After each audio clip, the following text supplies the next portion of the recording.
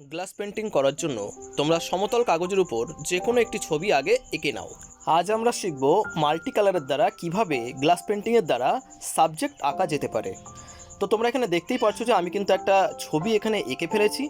এবার আমাদেরকে যেটা করতে হবে, এই খাতার উপর বা এই পেজের উপর কাঁচ অথবা একটি প্লাস্টিকের যে শিট পাওয়া যায় সেই শিট তোমরা কিনতে পাবে। এই ধরনের শিটের উপর তোমরা আগে প্র্যাকটিস করতে পারো।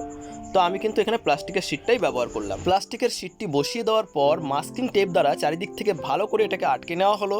আর তারপর এবার আমরা ছবিটি করব। তবে এক্ষেত্রে বলার থেকে আমার মনে হয় তোমরা ছবিটি দেখতে থাকো, তাহলে তোমরা খুব ভালোভাবে বিষয়টিকে অবজার্ভ করতে থাকবে। তাহলে তোমরা দেখতে থাকো, আর যদি কোনো রকম প্রবলেম হয় তাহলে অবশ্যই সেটা কমেন্টের মাধ্যমে জানাতে পারো, বা ডিসক্রিপশনে আমার নাম্বার রয়েছে, সেখান থেকে আমাকে মেসেজ করতে পারো। আর ভিডিওটি তোমাদের কেমন লাগলো সেটা অবশ্যই কমেন্টের মাধ্যমে জানিও। তো চলো ভিডিওটি তোমরা দেখতে থাকো।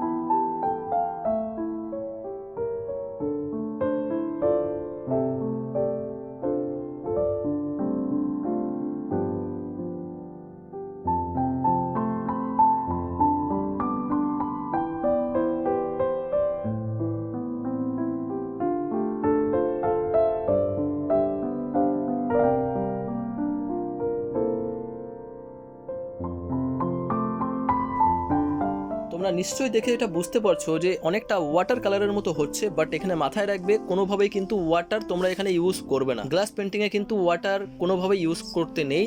যতটুকু কালার হবে সেটা কিন্তু টোটালি গ্লাস পেন্টিং যে কালার রয়েছে সেই কালারের উপর দিয়েই কিন্তু তোমাকে করতে হবে।